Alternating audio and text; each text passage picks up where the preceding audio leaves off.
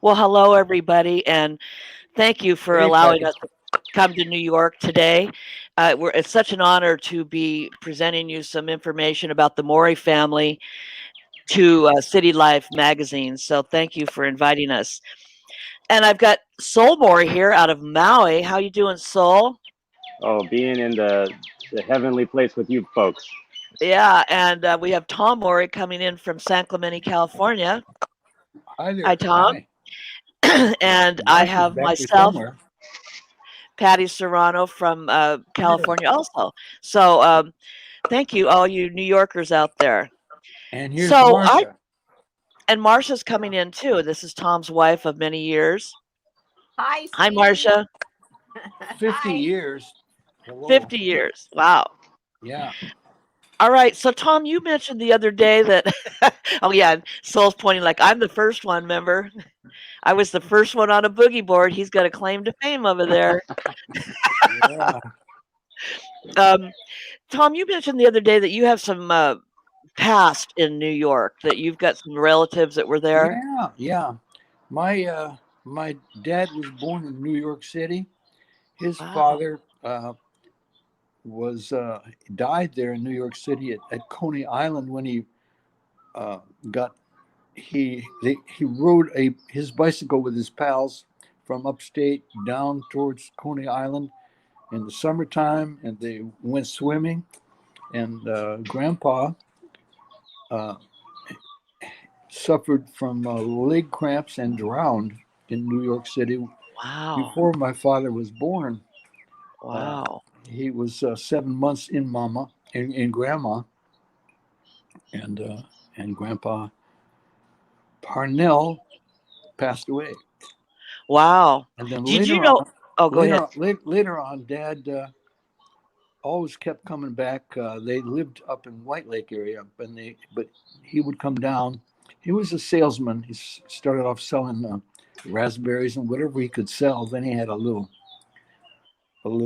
cab. Had the first 7-passenger cab up in White Wow. Lake, and then he and he and his mom would leave from upstate and head for Florida every winter and spend winters down there. And he would always, Marcia, quit directing me here. He's giving me all these hand signals. Hey, this is all just off the cuff, so no. Okay, You don't have to worry about it. okay. let That's me a new ask. story for me. Let me ask Saul something. Yeah, did you know about your New York roots? No, Didn't know No. that. How cool is this? Wow, two generations of New Morey's. York, New York. I know, two generations of Morey's, and I love history anyway, and I love rootsy stuff. So this is great that you're learning this, Soul. And not so he came out of down of New York City, and then went back as a youth. And in his 20s, he was a songwriter like a lot of other guys, wow. and he wrote. I could sing you a couple songs, but he Would you like to sing a song? I could sing fooling around. Who did you fool after all? Fooling around. Who did you fool? You thought 'twas fair just for you to break each vow. But what was fair for you is fair for me now. No use denying fooling to you. Came easy right from the start. Now I'm fooling too, and it's breaking your heart. And how every gal I meet, a line I'll hand her. What's fair for the goose is fair for the gander. So who did you fool by fooling around?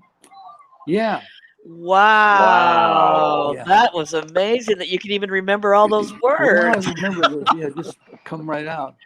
Oh, But that's then he awesome. also wrote Dancing Feet. Uh-huh. Dancing feet, it's surely, whoa, what a treat.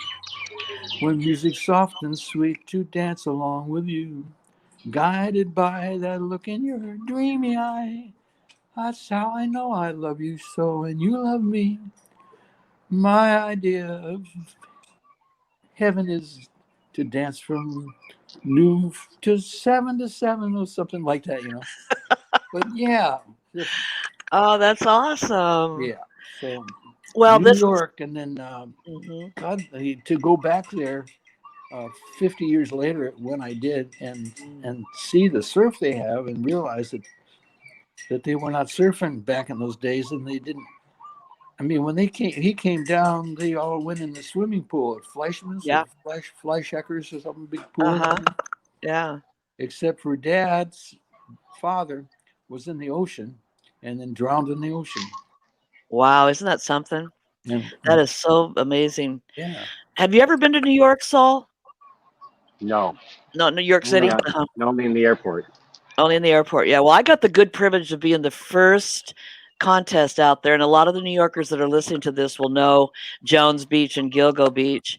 yeah, And when I was working for Tom, circa 1976, I believe we went out there. Maybe 76. Yeah, it was one of the first events, and I got invited by a gentleman out on Long Island. We went to Gilgo Beach and Jones Beach, and believe it or not, there was waves. So I know that a lot of people talk about, leaving the city and going out to the beaches, and it was really a nice event. So, here we are now talking to our friends out there in New York, and we've got a lot of fond memories. And Tom's got, his roots, and Sol's got his roots. But let's get into some questions about what we're talking about here on the fifth anniversary of the invention of the boogie board. sure, And we like to talk a little bit about more of the futuristic stuff because we know the boogie's been had a right, nice right, 50-year life. right. So let's talk about some of the stuff in the future, like some of both of your visions. Well, Let's go ahead. let me tell you. Let's let's. A friend of mine said I can become as large as the Earth for Hmm. you, and so I said, really? And then he moved his head right into my face, and I couldn't see anything but his face. Uh huh. So I want to kind of change the scale of the boogie board from 42 inches into as large as you want it. Let's say large enough to put an entire town inside of a shape like a boogie. You guys have seen uh, Star Trek, Hmm. and Star Trek's The Next Generation, and they have one of the episodes is about the Borg, and the Borg is this whole civilization of technology, Hmm. tech thieves that cruise the universe and abscond with everybody's technology. So just scale up the boogie board. It's a nice shape. Actually, I have flown the boogie board off of my balcony with some weights in the front and a bit of a vertical stabilizer in the back, Oh, and it flies pretty good. wow. It glides pretty good. Wow. So you can picture that thing moving. Well, people have jumped out of airplanes with their parachutes and used boogie boards to have a little better glide ratio. Yeah. And with more supplements in terms of shape, the uh, the possibilities are that you could make that. It could be 20 feet thick. It could be 100 feet wide. It could be whatever shape you want to make it. You understand what I'm saying? It's like Yeah. looking closer. You just look closely at a boogie board and draw with your mind's eye little pictures of windows and whatever you would want on there and get the idea of it. Wow. And on the bottom, put Mhm. instead of an airplane having two or three wheels down there, put 50 wheels down below. Like think in terms of a abacus. Mhm. Abacuses are those Oriental founded calculating Yeah. machines, now Yeah. abacus. Yeah. So put an abacus bottom with wheels that are Ooh, springy and put that on the that aren't bottom of the rubber. boogie board. Yeah, see. Yeah. So Or air thrusters that it thrusts up in air and goes, you know. yeah, so you can do all kinds of things with that basic shape. And Yeah, it's a nice. basic shape that has been revealing itself for a long time because every book in every library is shaped like a boogie board, or by Yeah, reality, the boogie is shaped like that, like a book, you know? yeah. It Let me just, ask Sol a question here, Tom. yeah. Do you see, Sol, any future various different um, shapes? By the way, those birds over there in Maui sound amazing. So, we're very jealous right now. But do you see anything with the shapes of the future of riding waves?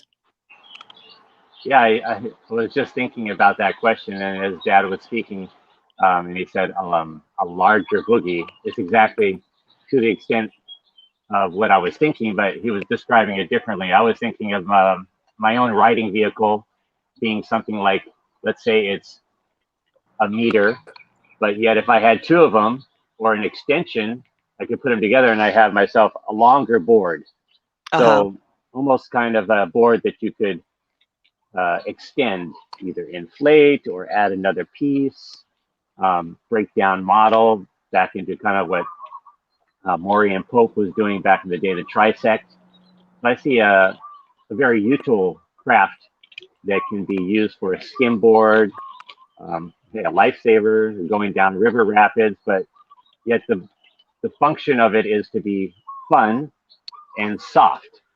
We're really in the boogie realm working away from hard and into more malleable or soft.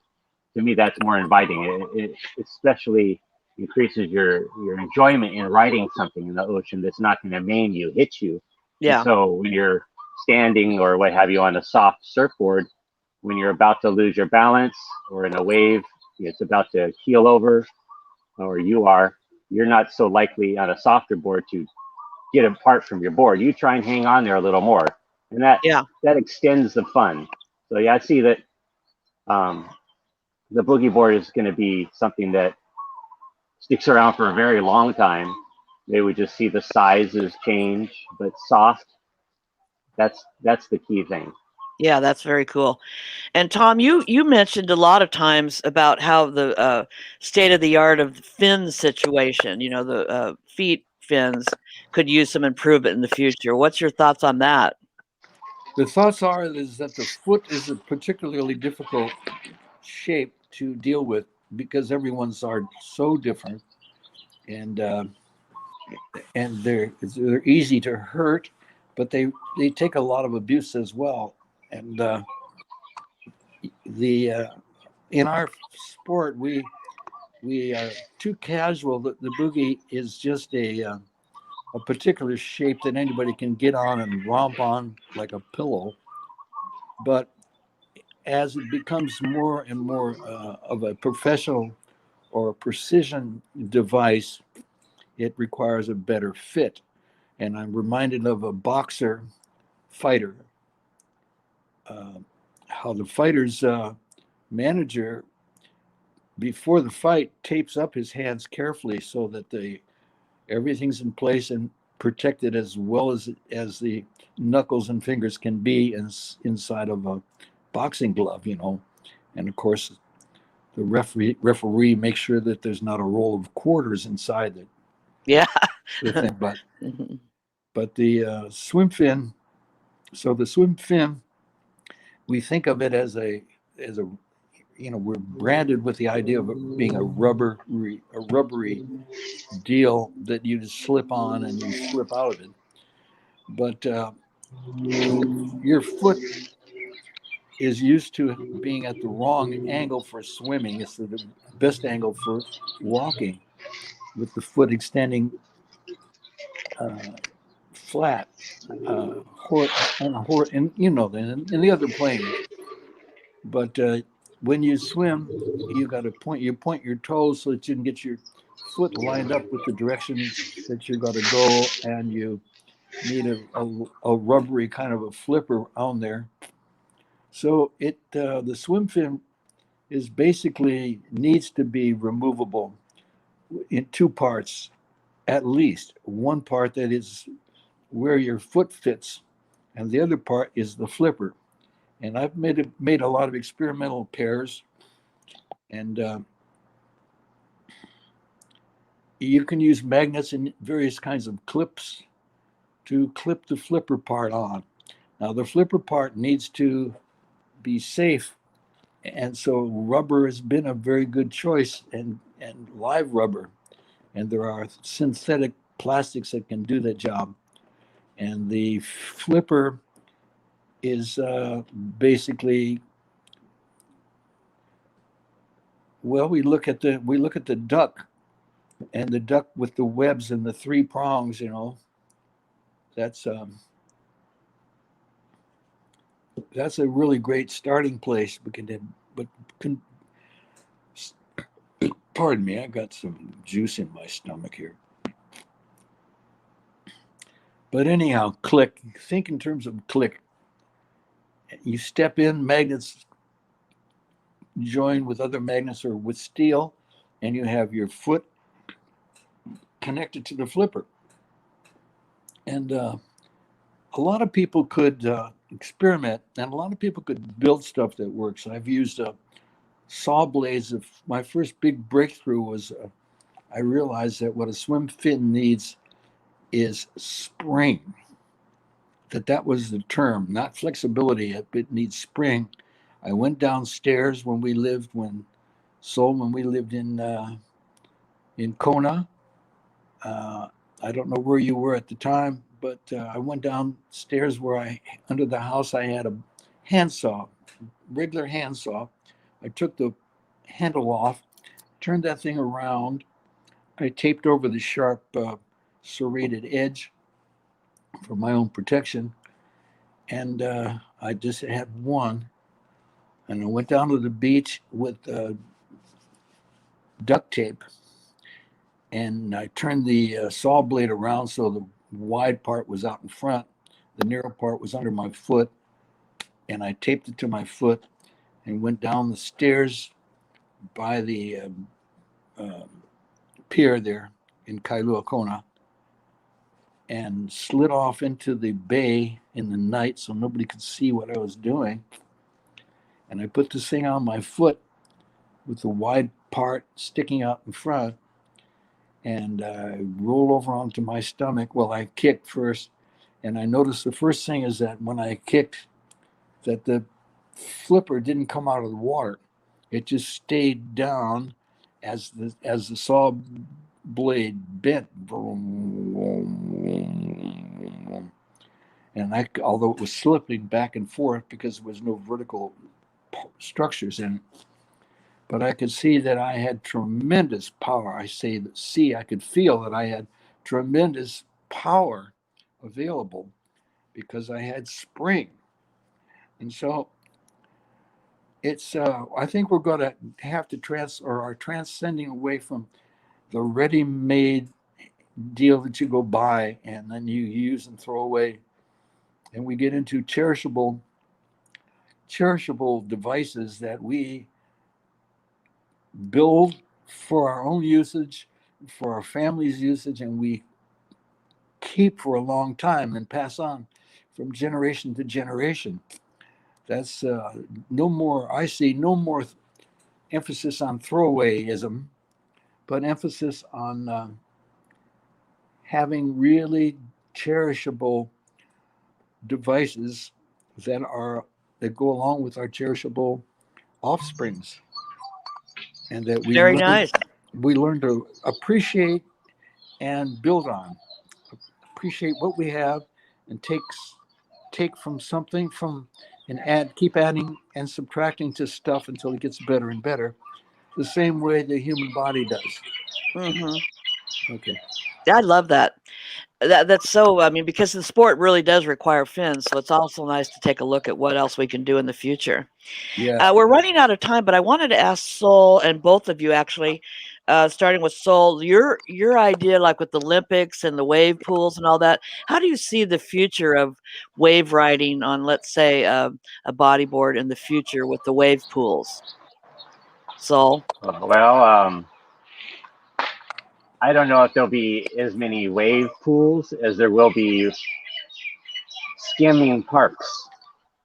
And I say that because it's so much easier to come up with a slip and slide situation where, let's say, you have a downhill.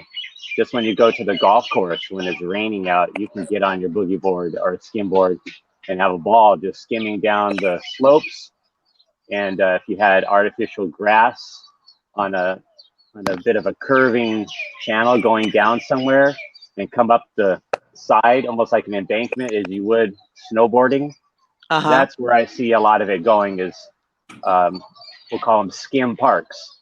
But you would Nice. do it on a boogie board, you'd use headgear and take it all to the snow as well. There's a lot to be said as far as prone riding on a boogie board down the slopes with snow as well.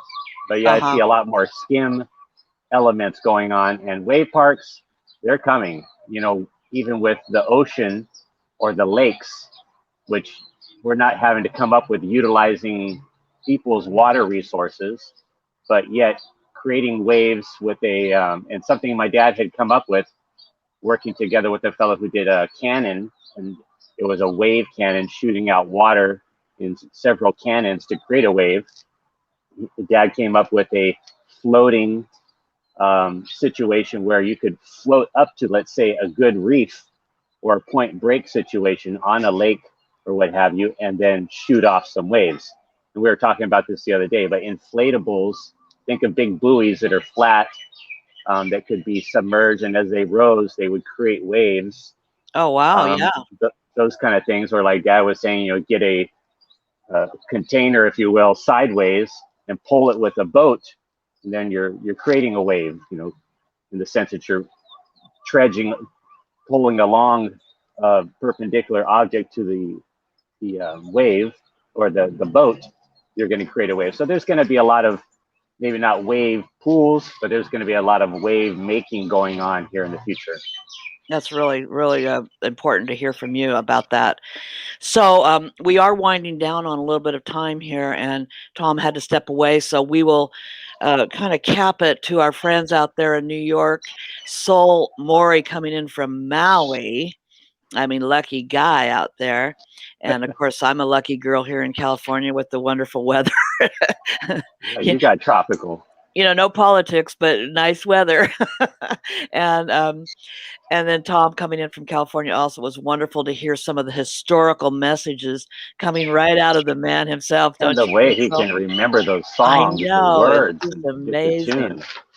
So we want to thank all of you once again for all your wonderfulness out there and in New York.